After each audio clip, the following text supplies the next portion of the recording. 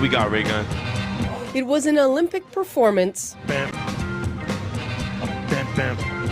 that got the internet going faster than a 100-meter sprint, with no shortage of comments and memes, even real-life creations. Where's that music coming from? And late-night impersonations. Wow, Ray. And while some found joy in it all, something else came just as quickly.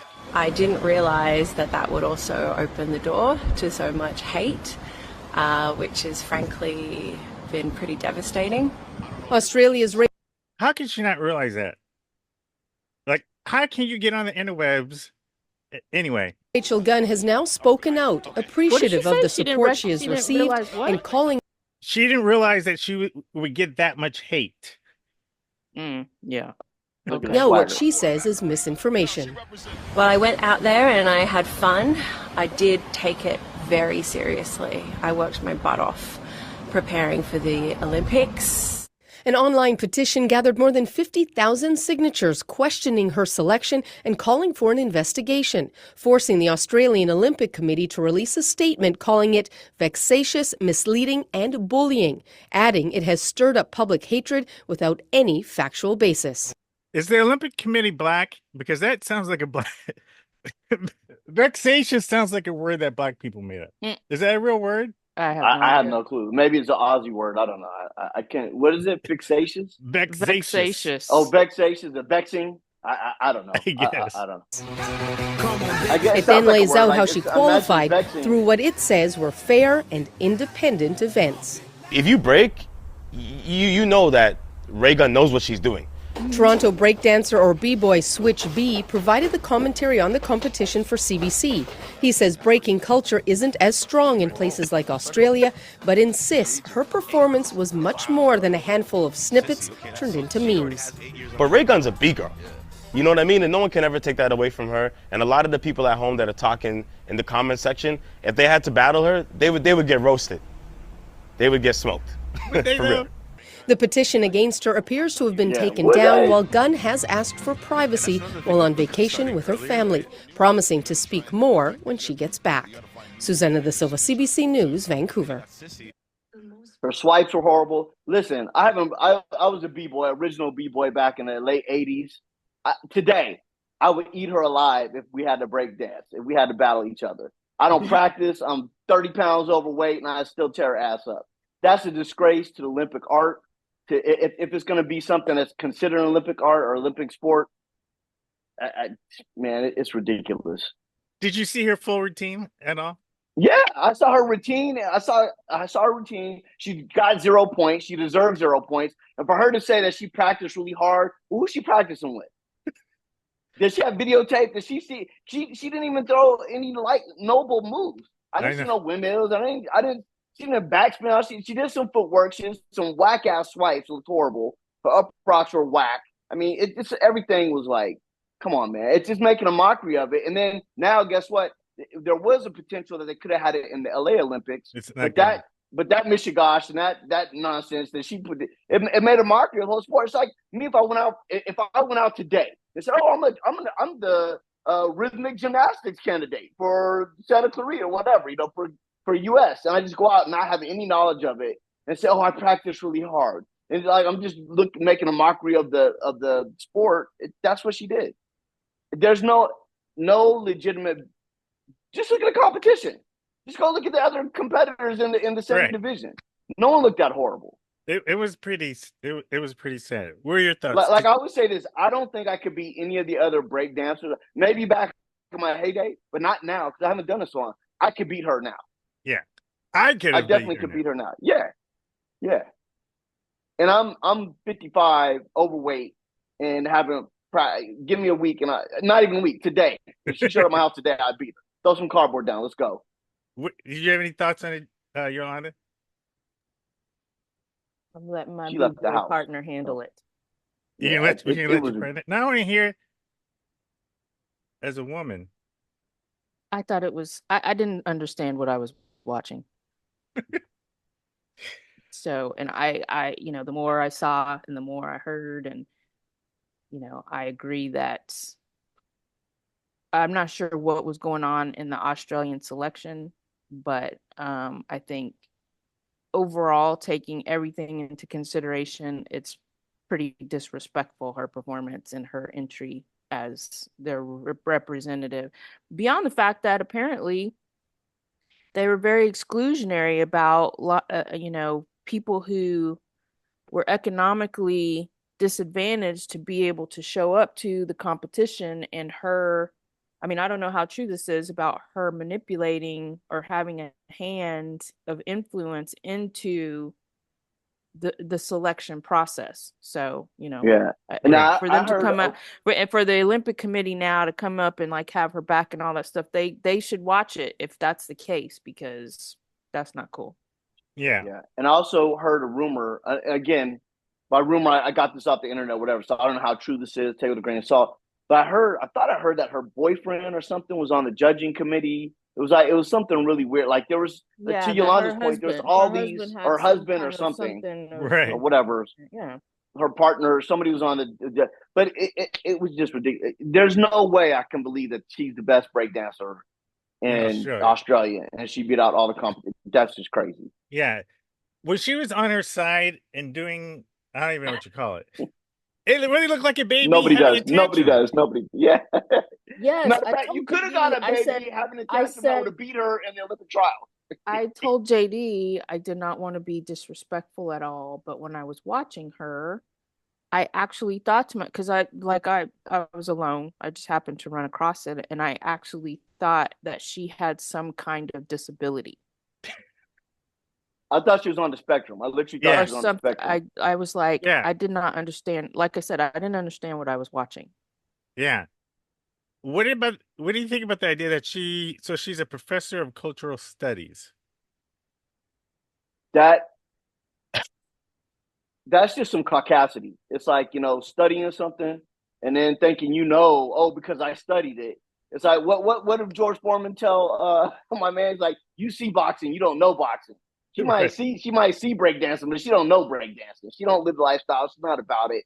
And she might study it and think, oh, academically, I understand all this. I know it, because she came out hard. She was mugging for the camera when she came out. She strutted, she had her chin up, and then hitting poses. So she knew the affects that she needed to do to try to legitimize herself, but her moves were horrible. Yeah. And if you're telling me she practiced, that's cap. That's BS. She did not practice. If she did, she has a horrible teacher, and she needs to give the teacher. I hope she wasn't the teacher. Whoever her coach was, she did practice. I think she did practice. I think that adds insult to injury. Right. Who's her coach? Who's her coach? Who's her coach? Who's the wizened individual that told her that she's doing the moves right, and these are the moves you need to do, and this is what you need to be studying. And I want to know, how long did she study? Because anybody can say they studied for it and trained hard. What does that mean? That's all nebulous. That's all vague and subjective.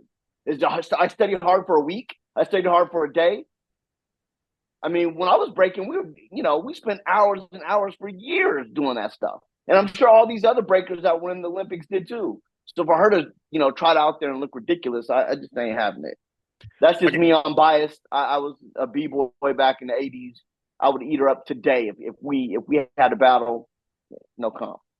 Okay, here's a real test of your breakdancing prowess and knowledge. This is whether or not you keep your breakdancing card. Okay. Beat Street or breaking? Ooh. That's a tough one. And I'll tell you why.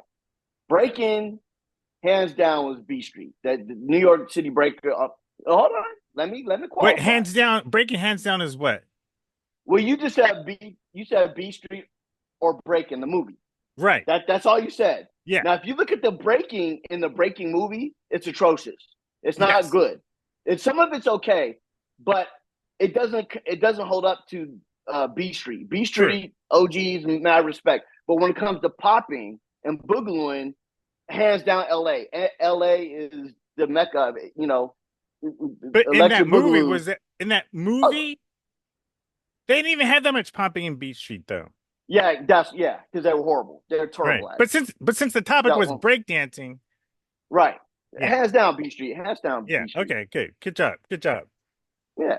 I mean, I know my ish. What are you talking about? Just checking. Are you the chosen You're authority, checking. Yeah, Ron you're Dawson? the arbiter. You're the Are arbiter you of the breakdance chosen now. authority on this Swing topic? on, Mr. Caps Meow. You're the one that's gonna tell me about breakdancing. I'll tear you up too, Listen, homie. wait. Don't get it twisted. Look, I'll tear you up too no, right listen. now today. Ron 30 Dawson pounds overweight. and Ron Dawson alone is the arbiter I'm not saying that. of I'm not saying this. But here's dancing. Here's the problem. Wait, I have a question though, because you are saying that. Because wait, how did you determine whether or not JD's answer was going to be right or wrong?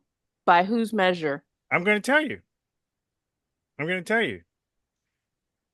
Here's the Brian, problem. Go ahead. He's gonna tell us. I'm listening. He's gonna tell us. If you stop talking, I'll tell you. Here's the problem that you two have. He's starting out with here's the problem. I know. I just answered the question.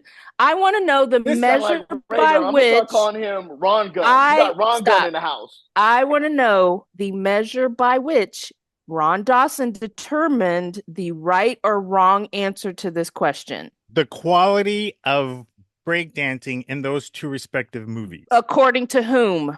According to people who do breakdancing. To Ron Gunn. So you did a survey. You went and did a whole thing before you asked this question of people who do breakdancing to determine what the correct answer was, right? Not according to Ron, according to the research you did of all the spectrum of people who determine what's good breakdance. This is why I started to say, here's the problem. The problem that you have, and I think it's a problem, I think you two can work on it and get better at it. But the problem is you make the assumption because of who I am, that I don't have the knowledge that I have, that if it came from anyone else, like you wouldn't ask somebody like part of the clique or whatever, oh, how do you determine that? Yes, we absolutely would. Clearly, you have not hung out with us enough to know that we absolutely would challenge any clique person. Okay. And be like, who are you? Where are you getting this information from? According to whom? Yes. Okay. Fair. So, I think anyone who has been steeped in the breakdancing milieu back in the day would clearly say, JD just said it, that the breakdancing in Beach Street was way better than I understand that, but I needed to know how you were going to determine. Because I used to be part of that. Wait a minute. I just needed to understand how you were going to determine whether or not we gave the correct, quote unquote, correct answer. This is how it would have went. If he came back and said breaking, I would have challenged him, and I would have probably done what I did with the rap episode where I beat him down. You did not at all, homie. Oh my! See, this is the problem. This is the problem. But you didn't. Well, hold on. Let me finish. I think it's a matter of opinion. I think that's a matter of opinion. I'm West Coast all day. I mean, but here's the problem. From West Coast. I'm just saying. For me personally, in the moment, when Tupac is West Coast. I know. I said they both are. I just got through saying that. I said they're both on the West Coast. Okay. Well, I'm just. That was my caveat. They're both on the West Coast. Right. Love it. And I'm not saying, oh, one is horrible, one is great. All I'm just saying is when you're in the moment, when you're living it, at the time I was at the right age, young, in college, Cube dropped no Vaseline. Just me personally, I'm just saying that was huge because there was so much interest in how he got fired from NWA. There's a whole big beating battle. Now, I understand Pac and his thing too. I'm not saying it was bad. I'm like, oh my God, Pac is crazy. He's throwing bolos at the East Coast. So I know it's legitimately. I never said it wasn't a good battle. I'm just saying for me personally, what got in my blood was no Vaseline. And can I interject something? Yeah, JD finish and then you go and you. And I just say younger people tend to go from hit them up versus no Vaseline because they were too little at the time. All right, go ahead. If you lived it, you knew. Go ahead, Yolanda. I would say that will always be a subjective argument, and you can apply some empirical data like you did. You sent like this article and so on and so forth, which is Right. I don't necessarily invalidate that article, but Sure. once again, there is some subjectivity. And to JD's point, he's a West Coast dude, and the guy who was the author of that article, who put them 1 and 2, I believe, if I recall correctly, is an East Coast dude. It was an article. It was a YouTube. It was Right. like it was a YouTube. Whatever. But he's also younger. He's also younger than us. So that makes and a big also difference. younger. But here's the point I was making. It was a let me make YouTube, point. Let me make it was a one little YouTube point, though. analysis. There was a list. Yeah. Well, yeah, There it was was a like written the top, list. How is was it like not the an top article? 50. It was like the top 50 diss But tracks listen, of all time. Okay, but like, how is that But not all an the lists article? that come out, listen, all the lists Because it was a that come video. out. It was a video, Right. YouTube video of that. But not Ron, art. all those Okay, lists but are there was a stupid. written list that you sent. All those lists Probably, are yeah, stupid I and think I just- subjective.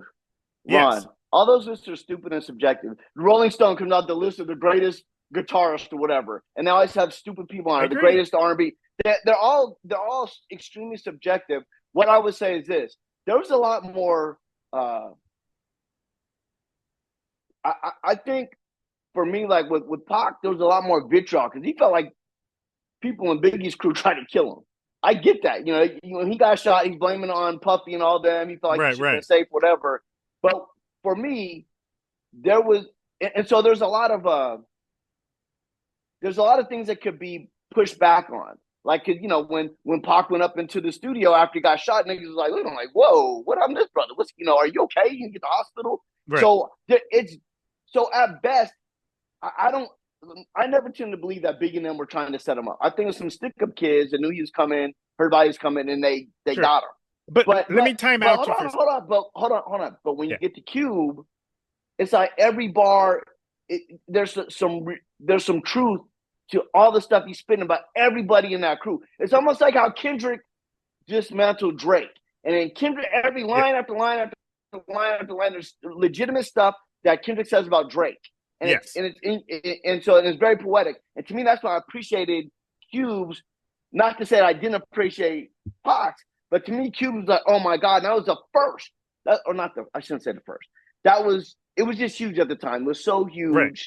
And again, Pac's was too. I'm just saying, let me there's a time lot more out you. vitriol and not. The time purposes, time out. I don't want to relitigate it. The only reason why I brought it up was because Yolanda was saying, how would I have determined what was right if you based on it? Especially since you weren't there. Since you weren't there, how would you determine that, Ron? No, I'm saying, question, Yolanda. He wasn't there, so how would he determine it? Wait. In both cases, it's subjective. What I would have done in this case of Break-In versus Beat Street would have been similar to what I did with the other thing. I would have gone out. I would have. Right. You would have went. You would have been like Raygunn. Let me finish. You'd been like Raygunn, studied, got your PhD in hip hop, and then determine your answer with your caucasity because you weren't there. No, I would have interviewed people who were steeped in the milieu like we were. I would have Googled to see just out of 20 articles on those two movies. Milieu. M-I-L-I-E-U, I think, or M. I'm not sure, or M-E. Go ahead. Anyway, that category of dancing, and I would have looked up a bunch of articles to see what the consensus of people in the industry said about those two movies, because it is subjective. It is subjective. Like, there is no definitive objective answer as to which movie had the best breakdancing. But